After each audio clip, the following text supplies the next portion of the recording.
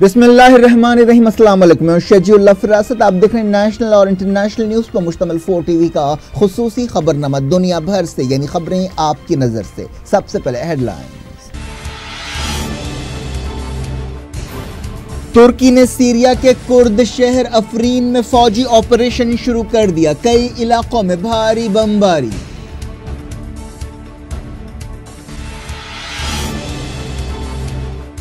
Afreen town में तुर्की के खिलाफ मुजाहिरे। शहर में रशिया के फौजी ऑब्जर्वर्स तैनात।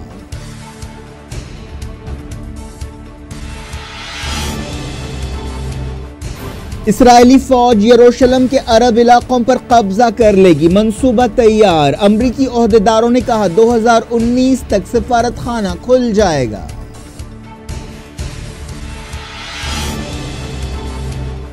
ह्यूमन राइट्स वॉच ने कहा सऊदी अरब यमन में आलमी कानून की खिलाफ वर्जी कर रहा है। प्रिंस मोहम्मद पर पाबंदियां लगाने की सिफारिश।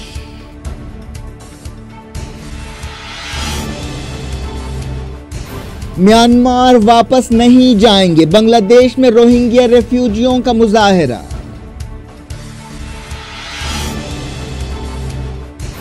जद्दा में बनेगा दुनिया का सबसे ऊंचा टावर। 620 मिलियन रियाल का प्रोजेक्ट 1 साल में पूरा होगा।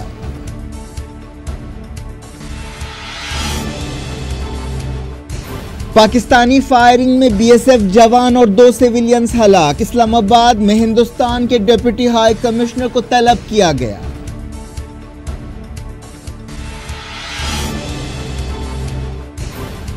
दिल्ली में सियासी हलचल। इलेक्शन कमीशन ने 20 आप एमएलएस को नाअहल करार देने की सिफारिश कर दी।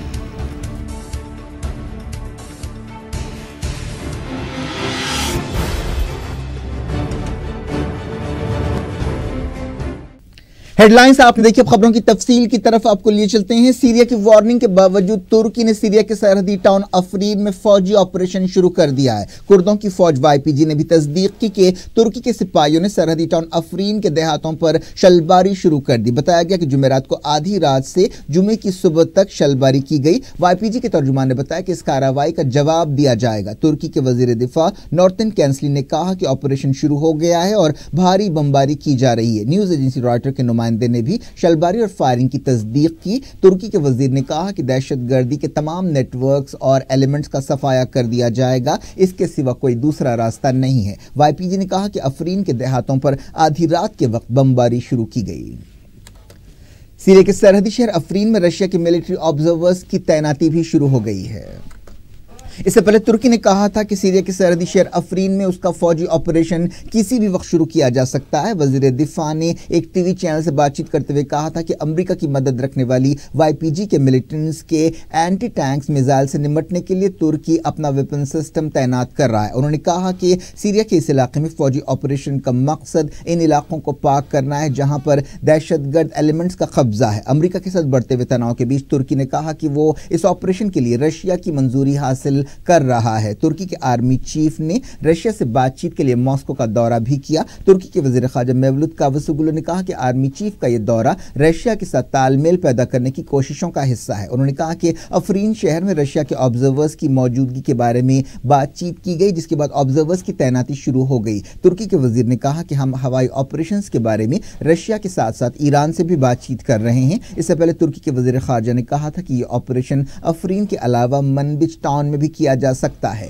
हाल ही में अमेरिका की तरफ से खबर आई थी कि वाशिंगटन तुर्की की सरहद के करीब सीरिया में 30,000 सिपाहियों की एक फौज तैनात करेगा, जिसमें ज्यादातर कुर्द सिपाही होंगे। जिसके बाद तुर्की ने यह ऑपरेशन करने का फैसला किया।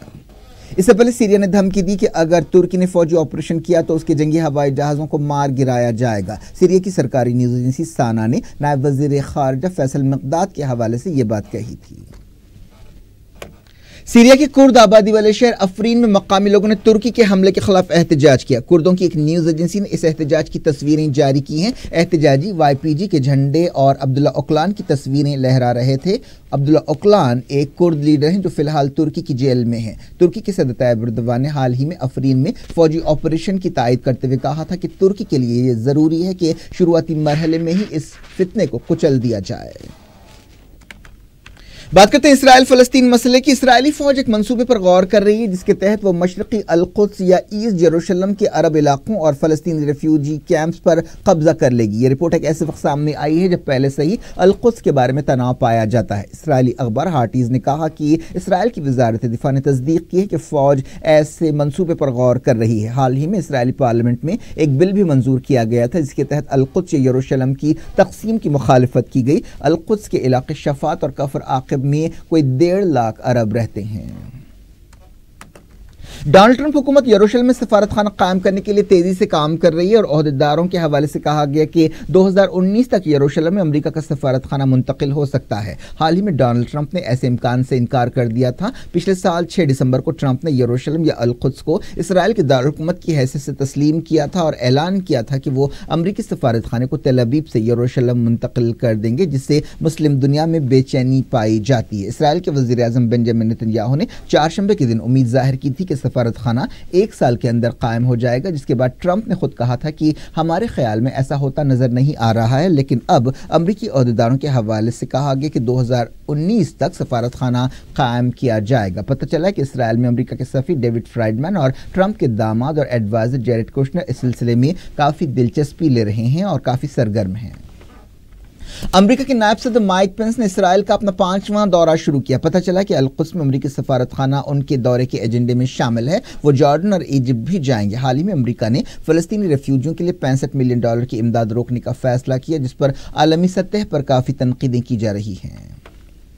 اسرائیل نے جارڈن میں اپنے سفارت خانے کے باہر جارڈن کے 2 شہریوں کی ہلاکت کے لیے معافی مانگی اور تحقیقات سے اتفاق کیا ہے۔ یہ واقعہ پچھلے سال جولائی میں پیش آیا تھا۔ اسرائیلی سیکیورٹی گارڈز نے فائرنگ کرتے ہوئے جارڈن کے ان شہریوں کو ہلاک کیا تھا۔ جارڈن کی وزارت خارجہ نے کہا کہ اسے جمعرات کو اسرائیلی حکومت کی طرف سے ایک خط ملا ہے جس میں ان ہلاکتوں پر معافی مانگی گئی ہے اور افسوس کا اظہار کیا گیا ہے۔ جارڈن حکومت کے ترجمان محمد مومانی نے کہا کہ اسرائیل نے جارڈن کے تمام مطالبات قبول کر لیے ہیں۔ اس بات سے بھی اتفاق کیا گیا کہ اس کیس میں قانونی مدد کی جائے گی۔ اس کے علاوہ مارے گئے شہریوں کے خاندانوں کو معاوضہ دینے سے بھی اتفاق کیا گیا۔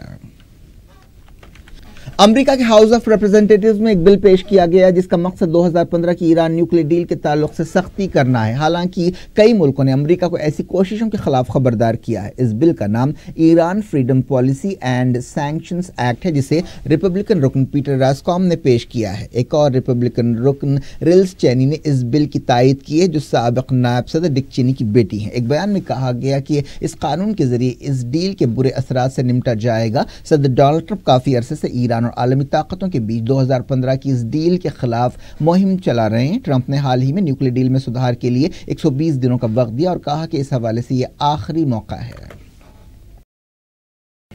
ہیومن رائٹس واچ نے کہا کہ سعودی عرب یمن جنگ کے ذریعے عالمی انسانی قانون کی خلاف ورزی کر رہا ہے۔ نیو یارک سے کام کرنے والی انسانی حقوق کی تنظیم نے ایک رپورٹ میں کہا کہ یمن میں سعودی اتحاد نے 87 غیر قانونی حملے کیے ہیں۔ ان حملوں میں تقریباً 1000 یمنی سویلینز ہلاک ہوئے ہیں۔ ہیومن رائٹس واچ نے یمن میں جنگی جرائم کے لیے سعودی عرب کے کراؤن پرنس محمد بن سلمان اور دوسرے فوجی لیڈرز پر پابندیاں لگانے کی سفارش کی۔ ہیومن رائٹس واچ کی مڈل ایسٹ ڈائریکٹر سارا وائٹسن نے پچھلے 3 سال میں یمن میں جنگی جرائم کی مذمت کرتے ہوئے الحوثی لیڈرز پر یونائیٹڈ نیشنز کی سیکیورٹی کونسل کی طرف سے لگائی گئی پابندیوں کی طرح سعودی عرب کی فوجی لیڈرشپ پر بھی پابندیاں لگانے کا مطالبہ کیا، جن میں محمد بن سلمان بھی شامل ہے۔ ہیومن رائٹس واچ کی عہدیدار نے میڈیا سے بات چیت کرتے ہوئے کہا کہ برطانیہ، فرانس، امریکہ اور دوسرے ملک سعودی عرب کو ہتھیار پہنچاتے ہوئے حالات کو اور زیادہ خراب کر رہے ہیں۔ جب سے سعودی عرب نے یمن پر حملے شروع کیے ہیں 13,600 سے زیادہ لوگ ہلاک ہوئے ہیں۔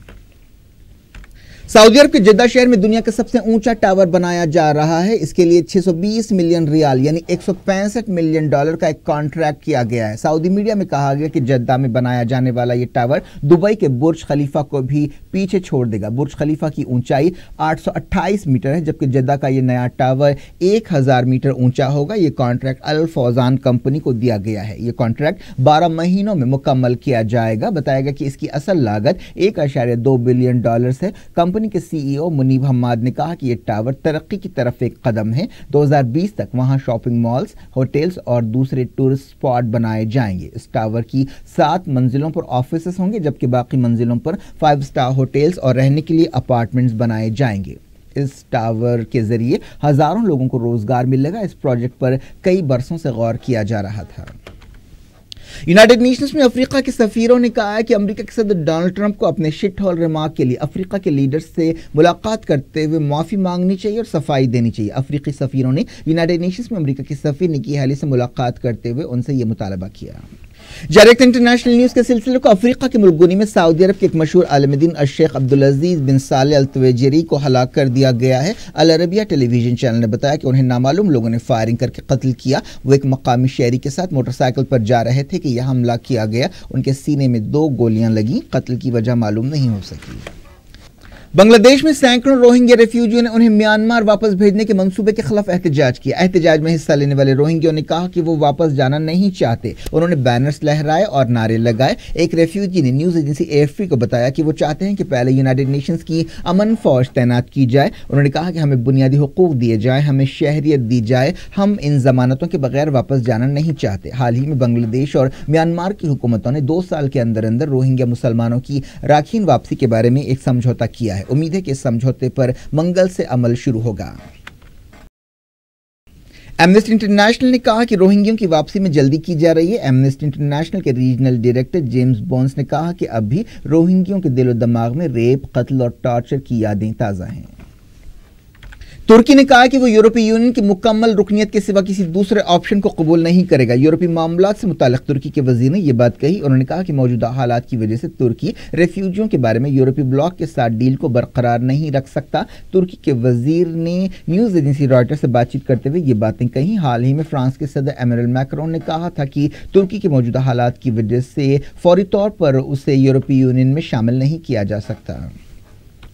कैटलोनिया के अलहदगी पसंद लीडर कार्ल्स पुigdemont ने कहा है कि वो बेल्जियम से हुकूमत कर सकते हैं। आज़ादी के सवाल पर होने वाले रेफरेंडम के बाद स्पेन की मरकजी हुकूमत ने कैटलोनिया में क्रैकडाउन शुरू किया था, जिसके बाद वो बेल्जियम फरार हो गए थे। रेफरेंडम में अलहदगी पसंदों ने कामयाबी हासिल की थी और आज़ादी के हक में फैसला दिया गया था। एक रेडियो स्टेशन से बातचीत करते हुए कार्ल्स पुigdemont ने कहा कि वो चाहते हैं कि उनकी हुकूमत और उनकी पॉलिसियां बहाल हो।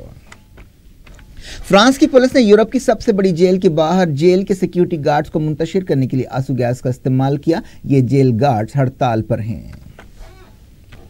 पाकिस्तान के कराची शहर में पुलिस ने एक शख्स को हलाक कर दिया, जिस पर काफी गुस्से का इजहार किया जा रहा है। इस शख्स के घर वालों ने पुलिस के इस दावे को रद्द कर दिया कि वो तालिबान का रुकन था। घर वालों ने कहा कि वो बेकसूर था और एक मॉडल बनना चाहता था। इस शख्स की पहचान 27 साला नकीबुल्लाह महसूद की हैसियत से की गई है। पुलिस ने कराची के एक मकाम पर पिछले हफ्ते धावा करते हुए उसे हलाक किया था और दावा किया था कि यह कार्रवाई दहशतगर्दों के एक ठिकाने पर की गई। बाद में उसकी तदफीन वजीरिस्तान के इलाके मकीन में की गई थी। इस दौरान पाकिस्तान के कई मकामात पर पुलिस की इस गैर कानूनी कार्रवाई के खिलाफ एहतजाज किया गया। पाकिस्तान के चीफ जस्टिस ने भी इस मामले का अपने तौर पर नोट लेते हुए हुकूमत से 7 दिन के अंदर रिपोर्ट मांगी है। दिल्ली में अचानक सियासी उथल पुथल मच गई। इलेक्शन कमीशन ने आम आदमी पार्टी के 20 अरकान असेंबली को नाअहल करार देने की सिफारिश की है। इस फैसले के खिलाफ आम आदमी पार्टी ने दिल्ली हाई कोर्ट का दरवाजा खटखटाया है। इलेक्शन कमीशन ने मुनाफा बख्श ओहदे रखने के मामले में या ऑफिस ऑफ प्रॉफिट के मामले में आम आदमी पार्टी के इन अरकान असेंबली को नाअहल करार दिया या डिस्क्वालीफाई करार दिया और इस सिलसिले में सिफारिश की। 2015 में जब आम आदमी पार्टी ने दिल्ली असेंबली इलेक्शंस में जबरदस्त कामयाबी हासिल की थी, 21 आम आदमी अरकान असेंबली को पार्लिमानी सेक्रेटरीज की हैसियत से मुकर्रर किया गया था। हाई कोर्ट में इन तकर्रुरात के खिलाफ एक पिटीशन दाखिल की गई। आम आदमी पार्टी के अरकान की दरख्वास्त पर कारगुजार जज गीता मित्तल की बेंच सुनवाई कर रही है। इस ताल्लुक से पूछे जाने पर चीफ इलेक्शन कमिश्नर AK ज्योति ने कहा कि यह मामला अदालत में है, इसीलिए वो कोई तबसरा नहीं करेंगे। यह हालात आम आदमी पार्टी के लिए एक धक्का है, लेकिन फिलहाल हुकूमत को कोई खतरा नहीं है जिसे जबरदस्त अक्सरियत हासिल है। आम आदमी पार्टी के तर्जुमान सौरभ भारद्वाज ने कहा कि इलेक्शन कमीशन का फैसला फितरी इंसाफ के तकाजे के खिलाफ है, क्योंकि इन अरकान असेंबली को अपने ख्यालात रखने का मौका नहीं दिया गया। इलेक्शन कमीशन की इस सिफारिश को सदर जमहूरिया के पास मंजूरी के लिए भेजा गया है। अगर इस फैसले पर अमल होता है तो इन अरकान असेंबली के हलकों में बाई इलेक्शंस हो सकते हैं। चाइना ने सिक्किम सरहद के करीब डोकलाम में सड़कों और इंफ्रास्ट्रक्चर की तामीर का बचाव किया है और कहा कि यह इलाका उसकी हुदूद में आता है और वह अपने इलाके में तैनात सिपाहियों की जिंदगियां बेहतर बनाने के लिए ये तामीरात कर रहा है। चाइना ने यह बात एक ऐसे वक्त कही जब ऐसी खबरें आई हैं कि चाइना की फौज पीपल्स लिबरेशन आर्मी डोकलाम में एक मिलिट्री कॉम्प्लेक्स, हेलीपैड्स और सुरंगीन तामीर कर रही है। पिछले साल डोकलाम में कोई 70 दिनों तक हिंदुस्तान और चाइना के सिपाही आमने सामने थे। एक दिन पहले हिंदुस्तान की वजारत खारजा ने दावा किया था कि डोकलाम میں جوں کی توں حالت برقرار ہے۔ چائنا کی وزارت خارجہ کے ترجمان نے بیجنگ میں میڈیا بریفنگ کے دوران کہا کہ ڈوکلام ہمیشہ سے چائنا کا تھا اور ہمیشہ چائنا کا رہے گا۔ ہندوستان نے پاکستان پر الزام لگایا کہ وہ ممبئی حملوں کے ماسٹر مائنڈ حافظ سعید کے خلاف ثبوتوں کو اندیکھا کر رہا ہے۔ وزارت خارجہ کے ترجمان رویش کمار نے کہا کہ اگر کسی کو دہشت گرد قرار دیا گیا ہے تو ایسا ثبوتوں کی بنیاد پر کیا گیا ہوگا۔ آپ اپنی آنکھیں بند کر سکتے ہیں، لیکن پاکستان کو یہ بات محسوس کرنی چاہیے کہ اس کے سامنے کیا ہو رہا ہے اور ایسے لوگوں کے خلاف کارروائی کرنی چاہیے جنہیں عالمی دہشت گرد قرار دیا گیا ہے، جو ان کی سرزمین پر آزادی سے گھوم پھر رہا ہے۔ پاکستان کو بہانے نہیں کرنے چاہیے۔ حال ہی میں پاکستان کے وزیر اعظم شاہد خاقان عباسی نے جیو ٹی وی کو ایک انٹرویو دیتے ہوئے کہا تھا کہ حافظ سعید کے خلاف پاکستان میں کوئی کیس نہیں ہے۔ امریکہ کے اسٹیٹ ڈپارٹمنٹ کی ترجمان ہیتر نوریٹ نے جمعے کو پریس بریفنگ کے دوران کہا کہ ہم نے پاکستان سے آنے والی خبریں دیکھی ہیں۔ ہم حافظ سعید کو ایک دہشت گرد سمجھتے ہیں۔ ہمارے خیال میں وہ 2008 کے ممبئی حملوں کا ماسٹر مائنڈ ہے جس میں کئی لوگ ہلاک ہوئے تھے۔ پاکستان کی ایک عدالت نے حال ہی میں حافظ سعید کو نظر بندی سے رہا کرنے کا حکم دیا تھا۔ جموں کشمیر کے جموں اور سانبا ضلعوں میں انٹرنیشنل بارڈر پر مسلسل دوسرے دن پاکستان کی فائرنگ میں بی ایس ایف کا ایک جوان اور 2 سویلینز ہلاک ہو گئے اور بعض دوسرے زخمی ہوئے۔ بی ایس ایف نے فائرنگ کا منہ توڑ جواب دیا۔ بی ایس ایف کے ایک عہدیدار نے بتایا کہ پاکستانی رینجرز نے آر ایس پورہ، ارنیا اور رام گڑھ سیکٹرز میں صبح 6:40 پر کئی علاقوں میں زبردست فائرنگ اور شلباری شروع کی اور انہوں نے 40 بارڈر آؤٹ پوسٹ کو نشانہ بنایا۔ آخری خبریں ملنے تک فائرنگ کا تبادلہ جاری تھا۔ ایک آفیسر نے بتایا کہ پاکستانی سپاہیوں نے ارنیا، آر ایس پورہ، رام گڑھ میں 40 دیہاتوں کو بھی نشانہ بنایا۔ مرنے والوں میں ایک عورت بھی شامل ہے۔ پاکستانی فائرنگ میں بی ایس ایف کے 2 جوان زخمی بھی ہوئے۔ اس دوران مرکزی وزیر جتیندر سنگھ نے جموں کے سرکاری ہاسپٹل کا دورہ کیا اور زخمی سپاہیوں اور سویلینز کی مزاج پرسی کی۔ پاکستان نے ہندوستان کے ڈپٹی ہائی کمشنر جے پی سنگھ کو 2 دنوں میں دوسری بار طلب کیا۔ اسلام آباد میں انہیں طلب کرتے ہوئے ہندوستان کی طرف سے جنگ بندی کی خلاف ورزیوں پر احتجاج کیا گیا اور الزام لگایا گیا کہ ہندوستان کی فائرنگ میں پاکستان کے شہری ہلاک اور زخمی ہو رہے ہیں۔ پاکستان کی وزارت خارجہ میں ڈائریکٹر جنرل ساؤتھ ایشیا وسطی فیصل محمد نے ہندوستانی سفارتکار کو طلب کرتے ہوئے کہا کہ ہندوستان کی فائرنگ میں ایک 24 سالہ سویلین ہلاک ہوا اور 9 شہری زخمی ہوئے۔ کیا کچھ ہو رہا ہے آپ کی دنیا میں؟ آخر میں ہیڈ لائنز دنیا بھر سے ایک بار پھر دیکھتے ہیں۔ ترکی نے سیریا کے کرد شہر افرین میں فوجی آپریشن شروع کر دیا، کئی علاقوں میں بھاری بمباری۔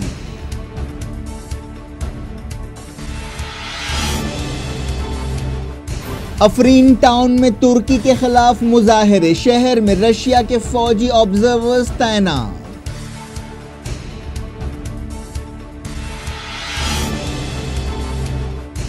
اسرائیلی فوج یروشلم کے عرب علاقوں پر قبضہ کر لے گی، منصوبہ تیار۔ امریکی عہدیداروں نے کہا 2019 تک سفارت خانہ کھل جائے گا۔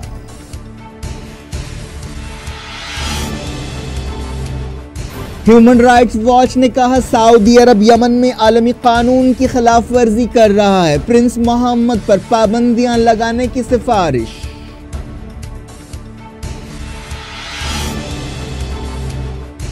میانمار واپس نہیں جائیں گے، بنگلہ دیش میں روہنگیا ریفیوجیوں کا مظاہرہ۔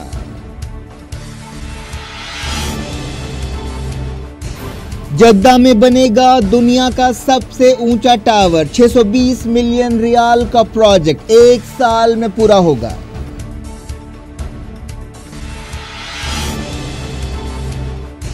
پاکستانی فائرنگ میں بی ایس ایف جوان اور 2 سویلینز ہلاک۔ اسلام آباد میں ہندوستان کے ڈپٹی ہائی کمشنر کو طلب کیا گیا۔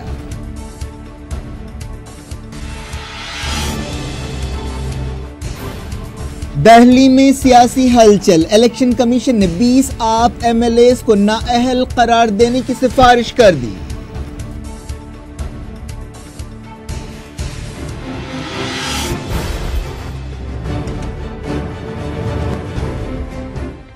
یہ تھی آج کی خبریں۔ شجی اللہ فراست کو دیں اجازت اور اپنا بے حد خیال رکھیں۔ اللہ حافظ۔